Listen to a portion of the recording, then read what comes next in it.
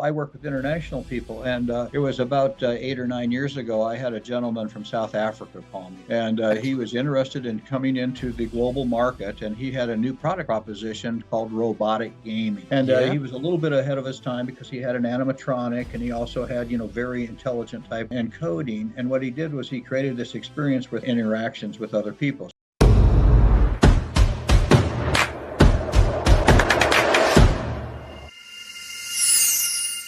Hey guys, and welcome to the Grow IT podcast. One of your hosts here, Trek King.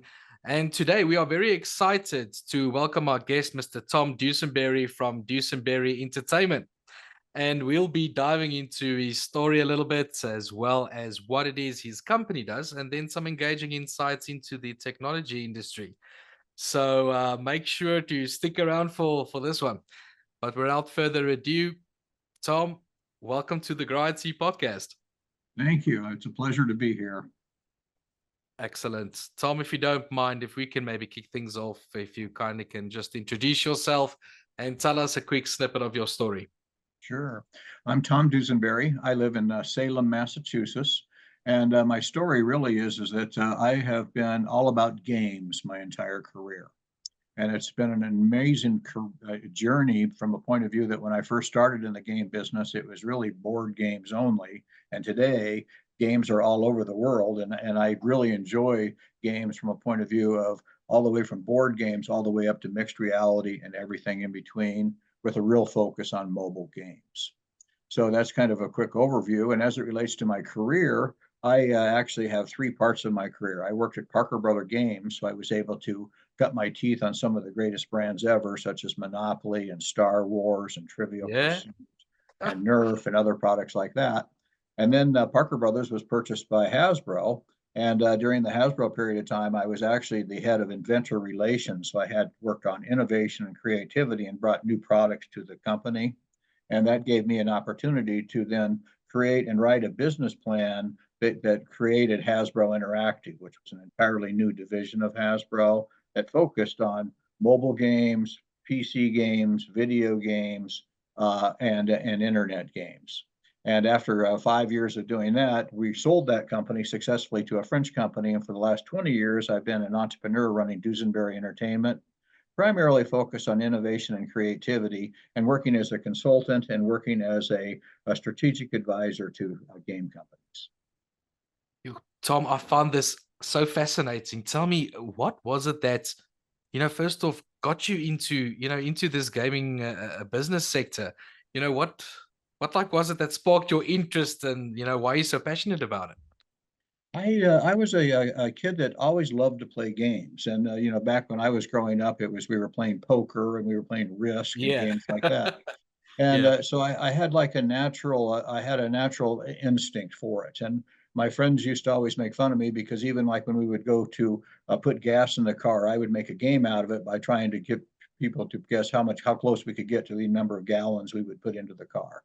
And so I was kind of driven by that, and it made a lot of sense. And once I got out of school, I had an opportunity to work with Parker Brother Games. And what was amazing was I started on the loading dock of Parker Brother Games, and 22 years later, I was the senior executive for the company. All So it right. was a great ride for me, and it really gave me an opportunity to understand the game business from the ground up. So from an executive level, I always have a deep level of appreciation for the work that it takes to be able to make The a effort. successful game. My word, that's so interesting. Tell me, Tom. Obviously, you've been doing this for quite some time. Based on your expertise, what would you say are like the current market trends that you are aware of? What ways are the winds blowing in this industry at the moment? What have you been noticing? Yeah, well, the I think the probably the most important thing is that games have become a very significant media. And so if you think about movies and you think about music and you think about books and you think about toys, then there's games. You add up those four categories I just talked about, and games is bigger than all four of them combined. And so Sure. to me, it started out that games was really a rounding error. To today, it's the significant media type of an experience. So when we look at the world of games today, it's really defined into four different categories: traditional games, which is board games and card games, and those are very popular and hot right now. And then there is video games, there's PC games, and then most importantly, there's mobile games. And when you add all those up, it comes out to be a $200 billion industry. What? So it's That is huge. crazy. It That's is crazy. crazy. And you compare that to toys as an example. Toys is a very significant business and it's $20 Yeah. billion. So it's 10% of what the total market My is. word. So to me, that's amazing. But what's even more amazing is if you talk to the futurists, games are going to triple in size to almost $600 billion by 2030. And the primary reason for that is streaming. And that is that, what you can now do is you can download content. And it used to be that you'd go buy a video game for 50 or $60. Now you get Yeah. it for free, but by the time you're invested in it, you've got two, three, $400 into it, if not more. So, I just think that, the trends really are coming to a point of view that games are big and getting bigger. And I think Yeah. that the driving force behind that really is two factors. One is that you can now go to a game and it becomes like a media structure for you. You can go to you're in a game environment like Fortnite, and there's concerts, there's music, there's social Okay. media, there's actually news So there's a lot that available. comes with it. Right. So it becomes an entire universe within itself. And so I think that that's a huge trend to see, these mega games becoming media centers for themselves. And then the other thing, of course, is AI. And Yeah. AI is just explosive from a point of view of being able to heighten the experience from a game perspective, not only for the development of it, but for actually the enjoyment of it as well, because AI can really enhance your experience as you're playing the game. Excellent. Tommy, if you don't mind, I think if you don't mind, if we can go a bit deeper into like just explain to the audience, what is it exactly what your company does. Yeah. Yeah. So Duesenberry Entertainment's been around for 20 years. And really it started as a holding block because I had invented a new way to play games called movie games. And so I had a patent that allowed us to be able to do interactive type entertainment. But Yeah. from that, it's really evolved, and it's now a center of where people can come and work with me on a collaboration basis for innovation and creativity. And so I like to work with that small entrepreneur, but because of my background, I've got contacts and relationships with all the big game publishers as well. So I connect the dots from a point of view of what the innovation is to the publisher and then make it market successes happen. And so that's a big part of what I do. And so I'm involved. I think I'm on 5 different boards of different game companies, and I also do Wow. consulting. And then I do a lot of fundraising right now, where I'm out in the capital markets trying to raise capital for different companies that I'm working with. Excellent. Tell me, and then you've mentioned a couple of things now, but what would you say is like the most significant value your business brings to, may it be to obviously to B2B companies, right, as well as B2C. What would you say would that value be? I would think that the fact that I've been in the industry for a long time gives Yeah. me a certain amount of credibility from a point of view of understanding what the game industry is all about. And my entire focus is on one thing, and that is it's all about the fun. So I'm really focused on what the consumer experience is. And so every time I'm speaking with people, I'm trying to drive that proposition because in Yeah. today's market, it's so important to have a fun game that's repeatable that people want to come back to over and over. And it's really hard to make that fun happen. So I really focus on it so that it's a great experience for the consumer going forward. And so the output of that is that I spend a lot of time in consulting, advising, and then I take small portions of the company. So I'm committed and aligned with other people, and then make success happen from a valuation perspective.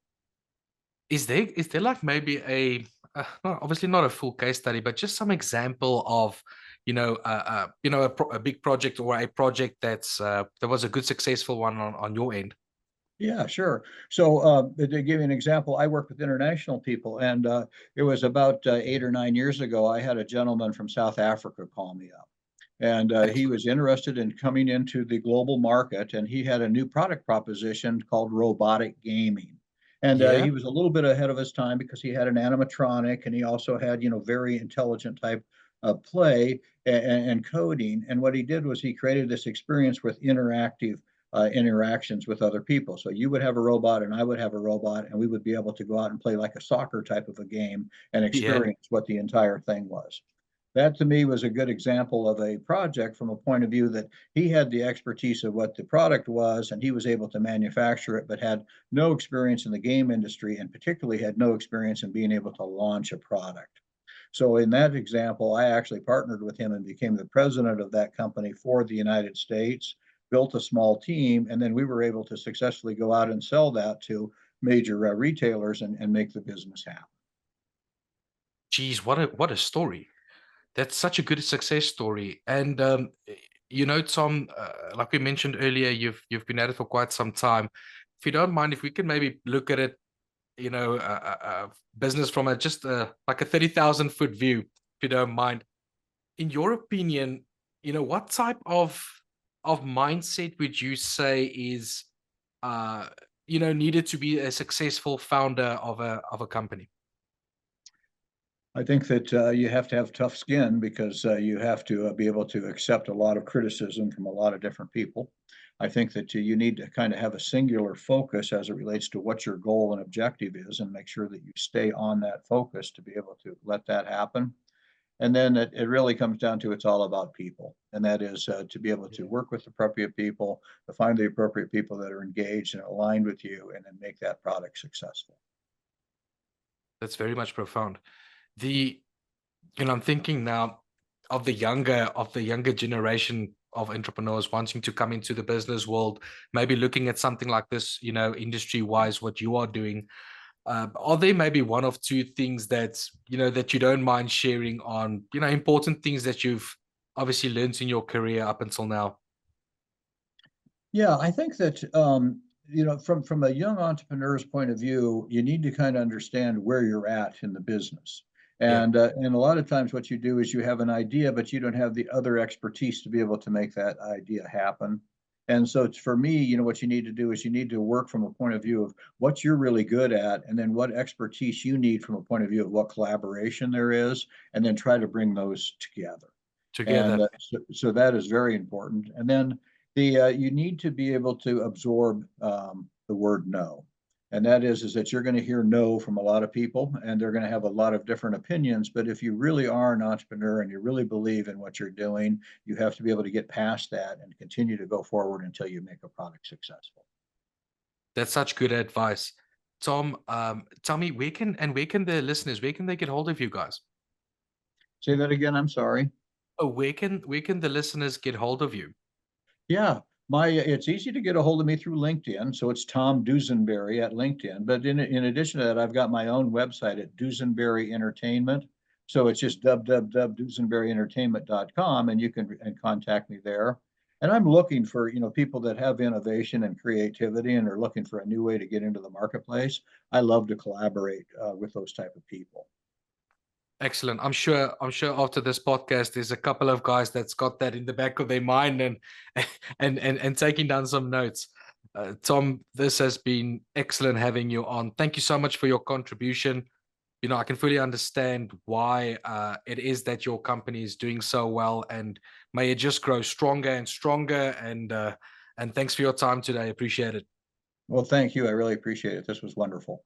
Lovely. Take care. Bye now. Thank you.